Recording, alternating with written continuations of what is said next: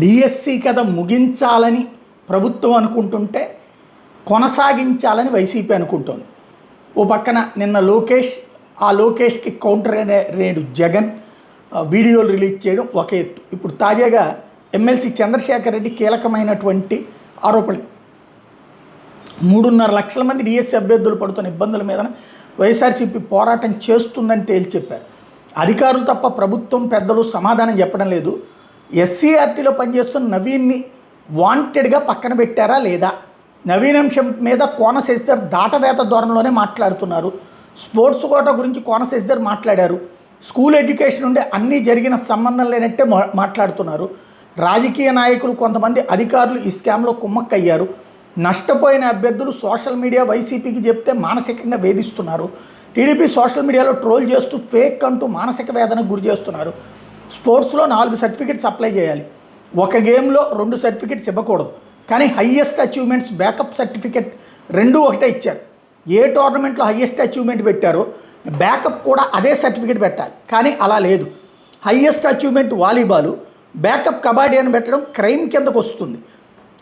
001309 అభ్యర్థి హయ్యెస్ట్ అచీవ్మెంట్లో ఒక సర్టిఫికెట్టు, బ్యాకప్లో మరొకటి పెట్టారు. హయ్యెస్ట్ అచీవ్మెంట్కు ముందు సంవత్సరంలో బ్యాక్స్ ఉండాలి, కానీ తర్వాత సంవత్సరాలు పెట్టారు. తమ్మన శంకర్ గోపాల్ వాలీబాల్లో నేషనల్ ఆడితే బ్యాకప్ సర్టిఫికెట్స్ వాలీబాల్ అసోసియేషన్ ఇస్తే పక్కన పెట్టారు. కానీ వేరే వాళ్ళకు అదే సర్టిఫికెట్స్తో జాబ్స్ ఇచ్చారు అన్నటువంటి పాయింట్ రైట్ చేసుకొచ్చారు. అదే సందర్భంలో ఇటు ప్రభుత్వం వైపు నుండి చేస్తున్నటువంటి వాదన అయితే అంతా పర్ఫెక్ట్గానే జరిగింది, ఎక్కడా తేడాలు జరగలేదు అన్నటువంటి పాయింట్ చెప్పేటటువంటి ప్రయత్నం చేస్తున్నారు. కావాలని దాంట్లో కుట్ర కోణంలోనే ఇరికించే ప్రయత్నం చేస్తున్నారు తప్ప మరేమీ లేదు అని చెప్పుకొస్తున్నారు. ఓవరాల్గా ఈ కొత్తగా మళ్ళీ ఇందులో కుల అంశాలు తెర మీదకి తీసుకురావడం, ఏదైతే ఒక కులస్తులకి మాత్రమే ఏపీడిఎస్సిలో కమ్మలకే ఉద్యోగాలు అంటూ మాజీ ఐఏఎస్ అధికారి విజయ్ కుమార్ చెప్పిన వ్యాఖ్యల మీద వీళ్ళు ఆగ్రహం వ్యక్తం చేస్తున్నారు.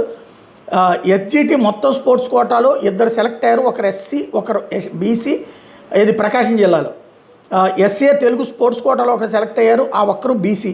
ఎస్ఏ హిందీ స్పోర్ట్స్ కోటాలో ఒకరు సెలెక్ట్ అయ్యారు, ఆ ఒక్కరు బీసీ. ఎస్ఏ ఇంగ్లీష్ స్పోర్ట్స్ కోటాలో 2 సెలెక్ట్ అయ్యారు, ఒకరు బీసీ ఒకరు ఎస్సీ. ఎస్ఏ మ్యాథ్స్ స్పోర్ట్స్ కోటాలో 2 సెలెక్ట్ అయ్యారు, ఒకరు బీసీ ఒకరు ఎస్సీ. ఎస్ఏ ఫిజిక్స్ స్పోర్ట్స్ కోటాలో ఒకరే సెలెక్ట్ అయ్యారు, ఆ ఒక్కరు బీసీ. ఎస్ఏ బయాలజీ స్పోర్ట్స్ కోటాలో 2 సెలెక్ట్ అయ్యారు, ఒకరు బీసీ ఒకరు ఎస్సీ. ఎస్ఏ సోషల్ స్పోర్ట్స్ కోటాలో 3 సెలెక్ట్ అయ్యారు, 2 బీసీ ఒకరు SC. SA physical education sports కోటాలో 2 సెలెక్ట్ అయ్యారు, ఒకరు ఓసీ ఒకరు ఎస్సీ. ఆ ఒక్క ఓసీ అభ్యర్థిది రెడ్డి సామాజిక వర్గం. ప్రకాశం జిల్లాలో మొత్తం స్పోర్ట్స్ కోటాలో 16 మంది అభ్యర్థులు సెలెక్ట్ అయితే బీసీ అభ్యర్థులు 9 మంది, ఎస్సీ అభ్యర్థులు 6, ఓసీ అభ్యర్థి ఒకరు. నిజాలు ఇవైతే స్పోర్ట్స్ కోటాలు అందరూ కమ్మవారే అన్నటువంటి విచిత్రమైనటువంటి పోస్టులు పెడుతున్నారు, అలా వ్యాఖ్యానాలు చేస్తున్నారు.